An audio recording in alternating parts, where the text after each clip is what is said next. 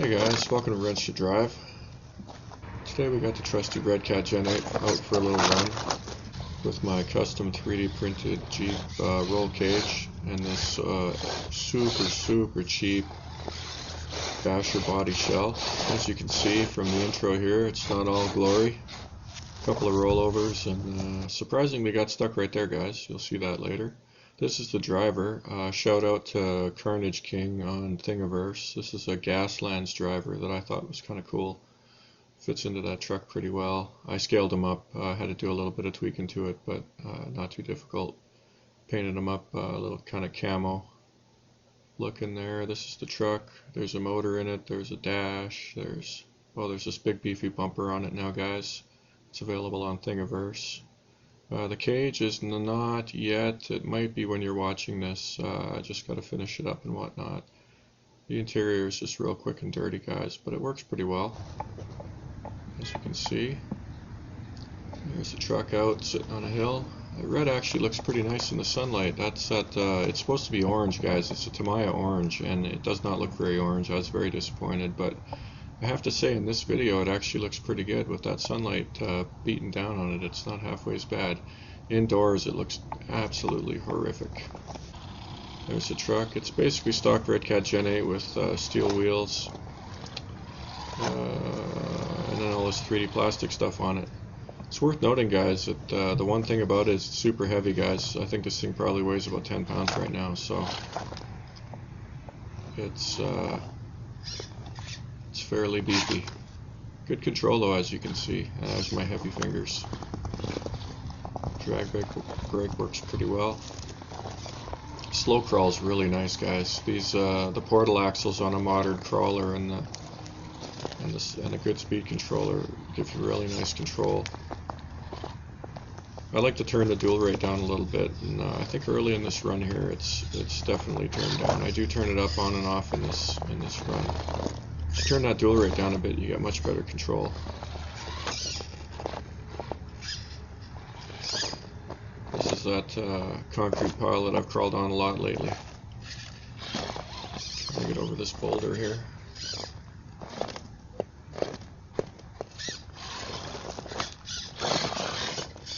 These are those Endura Super Swamper tires. They're super cheap, guys. They're not actually the stock Redcat tires. They work quite well, guys. I'm pretty pleased with them. You really can't go wrong for the price. I believe the going rate right now on Amazon Canada is about 25 Canadian pesos for a set of these, which is just not bad. I didn't pay that much for these though, guys. I got them less than 20 bucks, a year ago, something like that. Actually, this set I think came on these particular rims, but I have two sets of them, and the first set was dirt cheap. And I mean, under 20 bucks, you're absolutely laughing, guys. Here we're hitting that concrete from a different angle, just kind of crawling up real slow and controlled.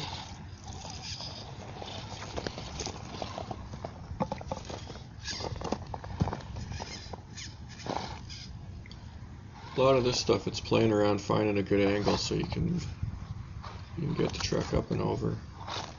I have not actually flattened out the skid plate on this, guys. There's a notch on the skid plate of the Gen 8 that you can actually get rid of. I have not bothered. Where I live, there's just not that many rocks, guys. And in this particular run, though, actually, it does get stuck a couple of times, and that skid plate's probably the problem. So, worth considering. If you're running on lots of rocks, you're serious about your crawling, you might want to do that mod. I've just been too lazy, guys, quite frankly. Not enough payoff for me. As you can see, though, she crawls real good. Does not get stuck easily. My trusty 12428 crawler conversion is pretty solid as well, but the portal axles and the small pumpkins and the fully locked up diffs on this thing really give it a huge edge, guys. It's significantly better.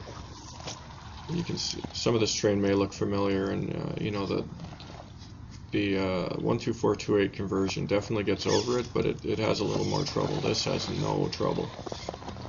And the one downside to these tires is they're actually a little small, guys. They're only 110 millimeter. The stock Redcat tires are quite a bit bigger, but they don't really slow it down much. Here it's a little bit beached, but it's definitely not stuck yet. And this is steep, guys, when it's up there like that.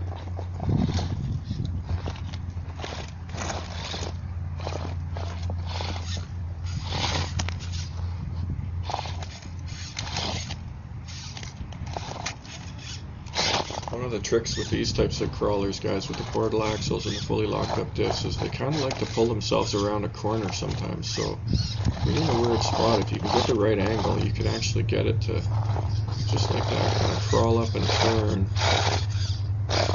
Get itself on. I don't think it's stuck right here. Oh, maybe it was. Oh no, I'm gonna hop over. Yeah, I gave up and did it the brute force way. As you can see, though, decent power. And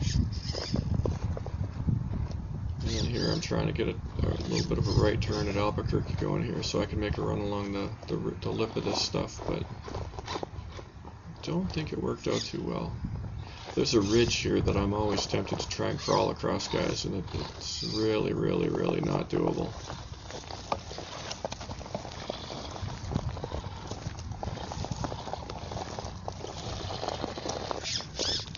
If you hear a little bit of rubbing from time to time, that's actually the front tire rubbing on the bumper. I didn't use a mount, I just mounted it straight over the cross member, and it needs to be stood off just a little bit. And then there's no interference whatsoever. Or you can grind on it a little bit too. It depends what you want. I wanted the low approach angle, or the high approach angle, I guess is the right term. So I mounted it as, excuse me, as tight in as I could. I haven't been running that bumper much yet, guys. This is the first time I really had it out. It held up just fine, no breakage whatsoever. And it rolled over a couple times and landed on the nose a couple times, and yeah, no problems. The cage hasn't broken anything. The rear bumper is just a real simple bumper, same style. It just kind of wraps over the frame rails. It's got an orifice in it that it sits onto.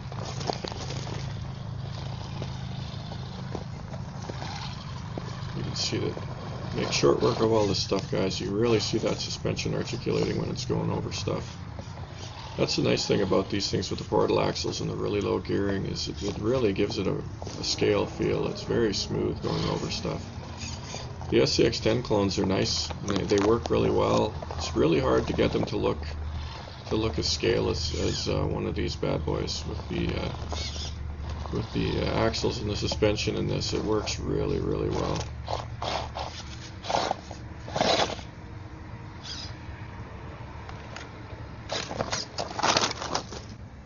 Nah, roly-poly, no damage. Little dude's not glued in, so he pops loose a few times in this run. Most of the cuts you see, it's just to put him back in place. The cage kind of holds him in, but when I put it together, it seemed like he was really lodged in there good by the cage, but not as well as I thought.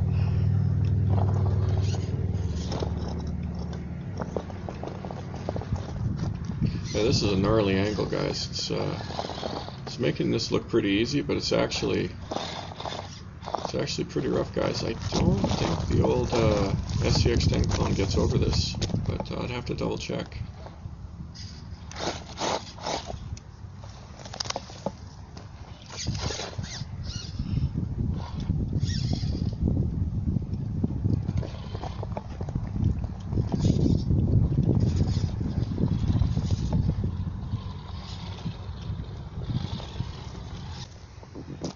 This is kind of interesting. I saw this later on in the run, and I actually did a run over it without the camera, and it was so easy I couldn't believe it.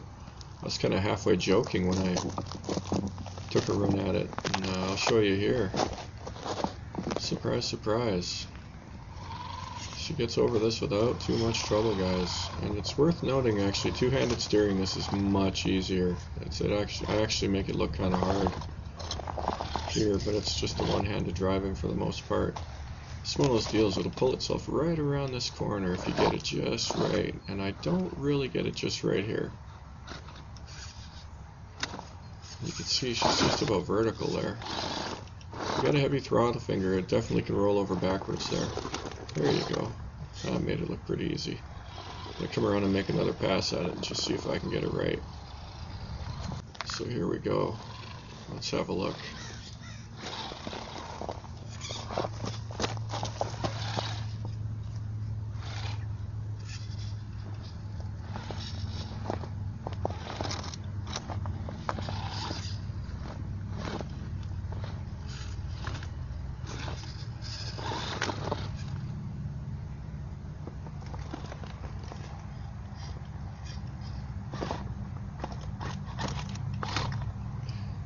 It's actually even easier than that made it look, guys. When you're two-handed driving, that is much easier. Pretty impressive, I thought. That is literally a vertical face with just a little angled bit coming into it from the corner. Yeah, lots of fun. Here we'll just take her over some of the usual terrain around here. Lots of weeds, lots of bumps. Getting back up to the pile here. This little hill, actually, the SCX-10 clones have a little bit of trouble with, or at least mine did. I think probably, as you can see, because it was not fully locked up, and this is fully locked up. Hard to imagine that this truck gets over that much easier for any reason other than that it's driving all four tires 100%.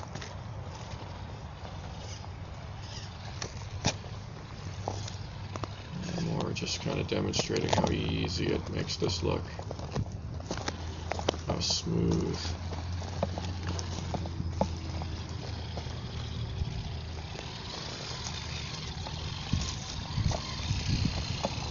If we take a little run here and show you what kind of speed it's got. This is just 2S, guys.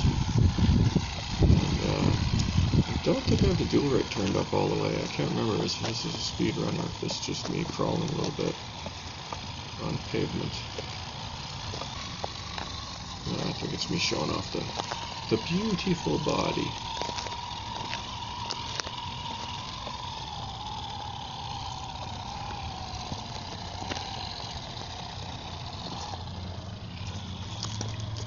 Crawl over a little bit of different terrain here, guys.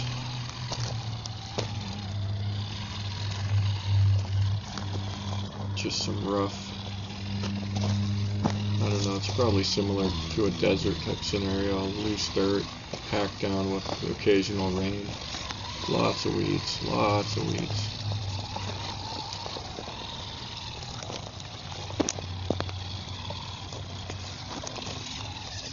If you've seen any of the other videos, this is that kind of bowl-shaped area I like to play in, crawling along the ridge here. Seeing how well this truck can do it. This, the axial clones have a little bit of trouble with. It's, I think the extra ground clearance with the portal axles here makes all the difference, guys. Imagine that technology, better stuff, better parts, make for a better crawler. Uh-oh. Oh, made it out that time. This hill, much as it's nothing to get too excited about, it is pretty steep, guys. If you get yourself sideways on there, it's pretty easy to roll over. Yeah, so I just take a run across the top here.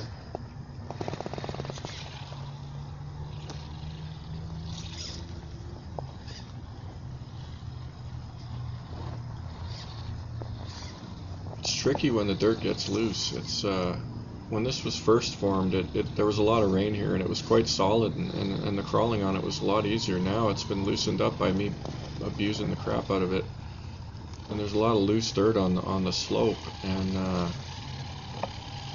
that makes a huge difference. You dip your wheels a little too far over, and you just get sucked right down, and down you go. It's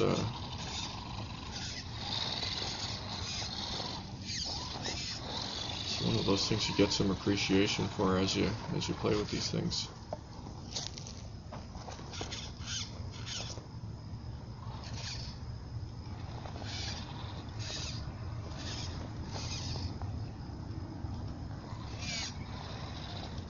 I'm forever tempted to try and get around this corner to kind of run the lip of this or the rim of this little area, and it's a tight corner up top there. It's actually really hard to get around. And then you get a little too far over, and boom, there you go. That's what happens. So as you can see, not as easy as it looks, guys. If you get a little too frisky, you roll over really easy. Here I'm just trying to get up this loose stuff, and pretty much not going to succeed, guys. As you can see. On 2S, this does not have a copious amount of wheel speed. Better run up a little more speed, it would make it easy, guys, but as it sits with that loose dirt, not so easy. This is more packed down. This is a different line, and as you can see, it gets up there real easy. As soon as you get a little bit of packed down dirt, you're fine, but that loose dirt is a lost cause, guys. And I mean, it is dry as a bone right now. There is practically no water in it. So all you do is make powder. But if you can get the right angle, you can still get over stuff pretty easy.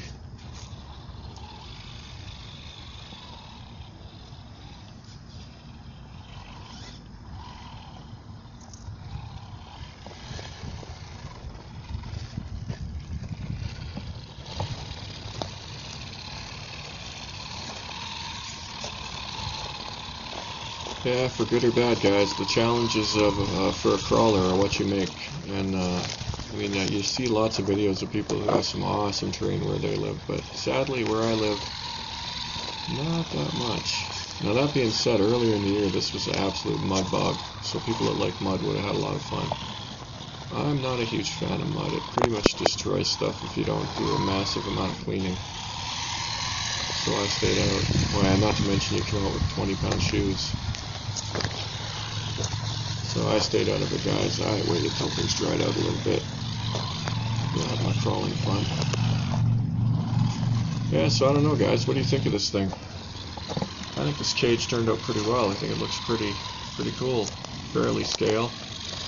Add a few more bits and pieces to the interior, I think it would look alright. I'm gonna make up some stickers for the dash to put some gauges and a radio and whatnot. Maybe do a nav system type sticker, just for laughs.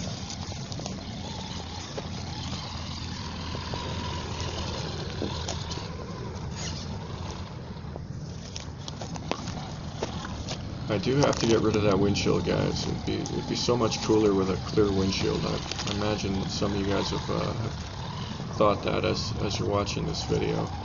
I think what I'm going to do is actually cut the windshield loose and make it a fold down windshield. And then I definitely have been meaning to cut the hood and put some hinges on it. The only thing that worries me, guys, is if I do that, if I cut the hood and the windshield, how flimsy is the front of that body going to be? Part of me is concerned that it's going to be too flimsy, and that's kind of why I've been delaying, because once you do it, there's no going back. I think it'll work, but yeah, keep your eyes peeled if you're interested, guys. It's definitely on my list of things to do. Make this thing look a little more realistic.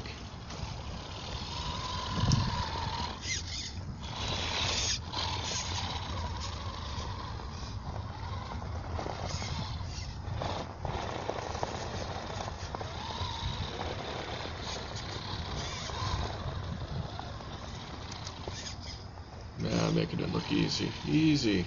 No problems.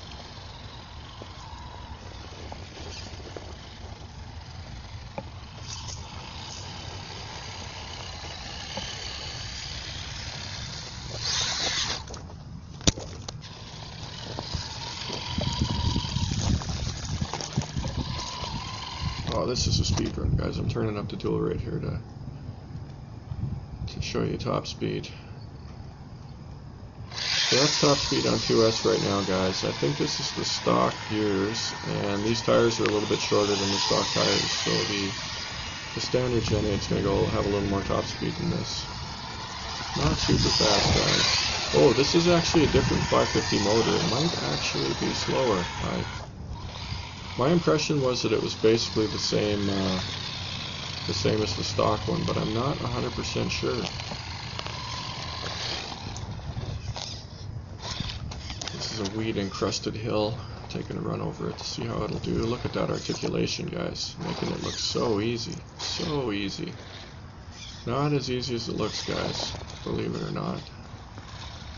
There's a lot of flex going on there.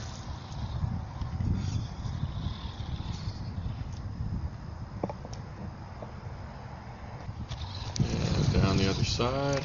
Yeah, we're coming to the end here, guys. So that's a Redcat Gen 8 with a custom body and a roll cage, and there's a motor inside there that you can't see, and a little driver dude. Custom bumpers, 3D printed. All pretty durable, guys. So far, no breakage. I imagine the bars on that front bumper are probably going to break, but the trick is you print them lying down, guys. You don't get your layers running vertical, and you do get pretty good durability. So give that a try if you're so inclined. As you can see, this type of terrain is a total walk in the park, guys. No troubles whatsoever. All the stickers on this truck, guys, are just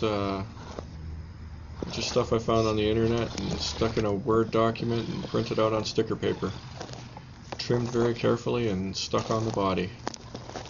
So, super easy. I might post those one of these days, guys. The fear is that somebody gets their knickers in a twist and demands I take them down, but I think for the most part it would be pretty tough to prove it that you actually own them, even if you do, but